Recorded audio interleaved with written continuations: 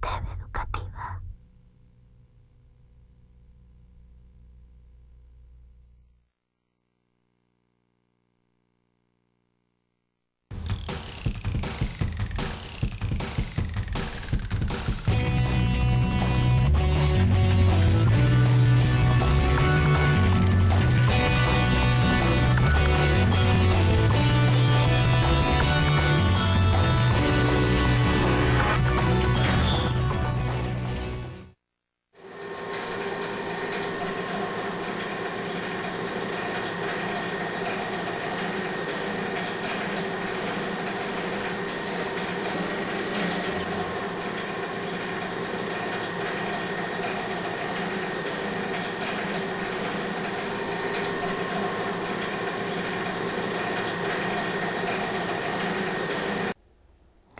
La violencia, podemos hablar de diferentes tipos de violencia. Hay algunas violencias que son más fácilmente identificables como violencia, mientras que otras son más sutiles, más encubiertas. Tenemos que hacer un ejercicio a veces para develarlas, para poder hacerlas visibles, para poder reconocerlas realmente como violentas. Tenemos una violencia directa, ¿verdad? Que normalmente muchas se expresa de manera física, y entonces esa violencia es mucho más reconocida. Esa violencia, de alguna manera, la sociedad ha ido generando una percepción que la hace más intolerable. Es decir, en nuestra sociedad hoy, a diferencia quizá del pasado, hay una visión de la sociedad que nos muestra o que produce reacción ante la violencia física, ante la violencia directa. Tenemos también una violencia estructural, es decir, que tiene que ver con la pobreza, con la exclusión, con la marginación, con mecanismos a veces en las instituciones que generan violencia, es decir, que despojan a los sujetos de derechos, a las personas de derechos, que las hacen, que se expresan a veces también como abusos de poder, y muchas de esta violencia estructural pues genera las condiciones, genera el caldo de cultivo también propicio para muchas reacciones violentas, para un comportamiento reactivo de muchos sectores de la población, de muchos jóvenes en este caso, y también de adultos, ¿verdad? La violencia, como decía también, hay una violencia cultural, es decir, una violencia que se expresa a veces en discriminación, en exclusión, en muchos de estos mecanismos, en violencia de género, ¿verdad? Y esta violencia, como ya les decía, pues es a través de formas culturales. Hay muchas de nuestras culturas, de alguna manera, construyen también estos rituales sobre la violencia, estas formas como se ejerce la violencia culturalmente. También tenemos una violencia legítima, es decir, cuando surgen los estados-nación en el siglo XIX, más o menos en Europa, y también después, posteriormente, en la segunda mitad del siglo XIX y los principios del siglo XX en nuestros países latinoamericanos, el Estado surge también buscando garantizar seguridad a sus miembros. Esa es la primera función que se les adjudica a los estados, y en esta función de garantizar seguridad, a los estados se les concede una función de ejercer la violencia legítima.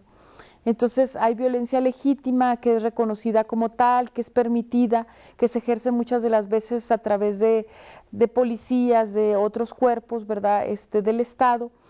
Y sin embargo, no siempre el que esta violencia tenga legitimidad o sea legal, necesariamente quiere decir que sea moral o que sea justa o que sea buena, ¿no? Entonces hay diferentes, como podemos ver, formas de violencia legítima.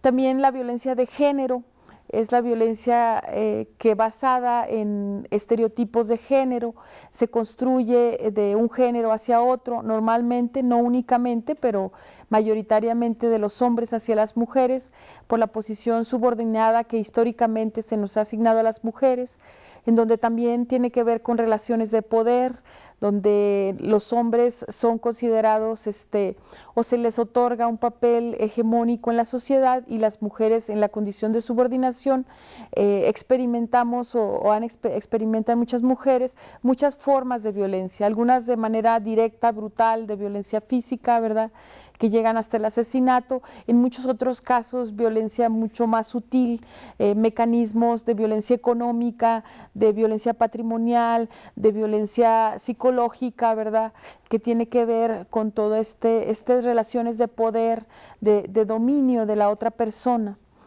Entonces, esta violencia de género también va cambiando afortunadamente la visión de la sociedad hacia ella, de ser una violencia ampliamente legitimada, va haciéndose más visible, va develándose a través de muchos estudios, de las formas como esto se ha venido haciendo a través de mujeres que abrieron también y hombres también, que de alguna manera fueron adelante en esto de mostrarnos, de hacernos visible todos estos mecanismos de la violencia de género.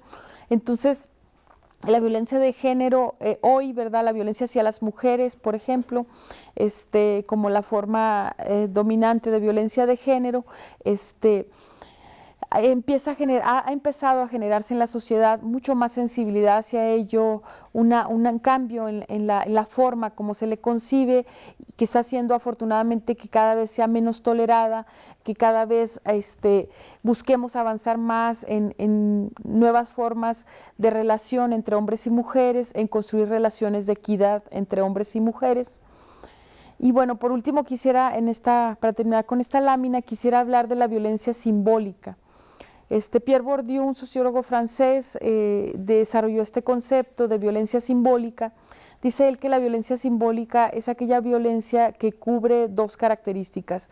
La primera es que se ejerce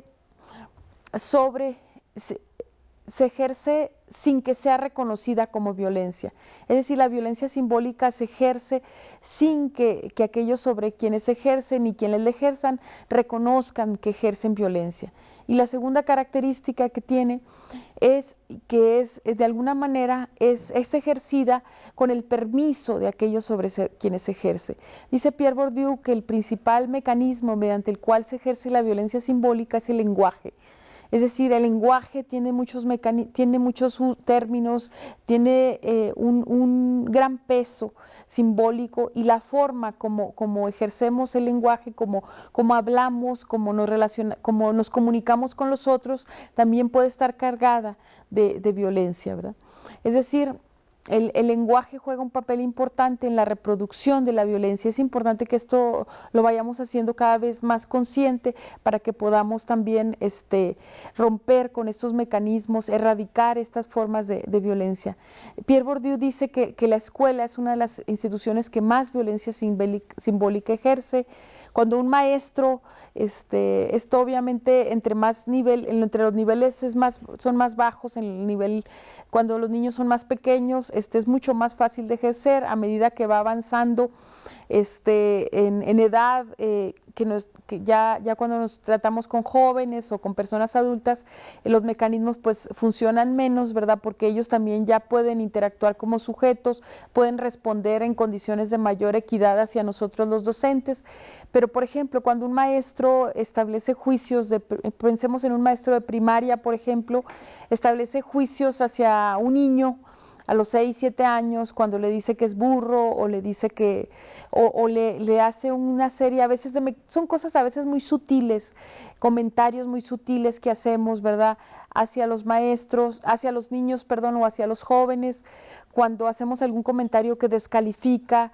En ese sentido, estamos ejerciendo un tipo de violencia. Él no nos puede decir que es violencia, ¿verdad?, no tiene la forma de defenderse. Si la mamá de este niño va y nos dice que ejercimos violencia, o nos pone una denuncia, si somos el maestro de este niño, seguramente nosotros podemos decir, bueno, le pegué a su hijo, le hice algo, pues ella no va a tener ninguna forma, porque es un tipo de violencia, como nos decía Pierre Bourdieu, es un tipo de violencia que se ejerce con el permiso y que no es reconocida como violencia. Entonces tenemos que ser muy conscientes porque creo que también los maestros tenemos, los docentes tenemos mucho poder en el aula, tenemos una relación de autoridad, que es importante que la ejerzamos con mucha responsabilidad y también con mucho respeto hacia nuestros alumnos. Es decir, a veces ejercemos mucho este tipo de violencia simbólica cuando nos burlamos de alguien, cuando hacemos por ejemplo, cuando discriminamos a un joven por su preferencia sexual, cuando hacemos algún comentario. Son formas en que la otra persona difícilmente puede alegar o puede reaccionar o puede respondernos, pero que sin embargo van siendo guardadas ahí y van abonando, van generando van abonando en ese resentimiento que también genera la violencia, ¿verdad? Recordamos que siempre la violencia genera violencia y en ese sentido la violencia simbólica es una de las formas más sutiles, pero que abonan muchísimo hoy a la generación de violencia. Cuando, por ejemplo, observamos todo el sistema de segregación socioespacial que se está generando en muchas ciudades, donde hay ciudadanos de primera que viven en áreas prácticamente blindadas, cerradas, grandes bardas. Eso se convierte a veces en un muro, en mecanismos de mucha violencia, ¿verdad? Son símbolos que nos lanzan un mensaje de exclusión, que lanzan mensajes en relación a quiénes son los otros y quiénes somos nosotros, y que son también formas de construcción de violencia. En la zona fronteriza, por ejemplo, ahora toda la construcción del muro que se está haciendo, ¿verdad? De alguna manera nos lanza imagen, es un lenguaje que nos marca de alguna manera también un criterio pues de discriminación.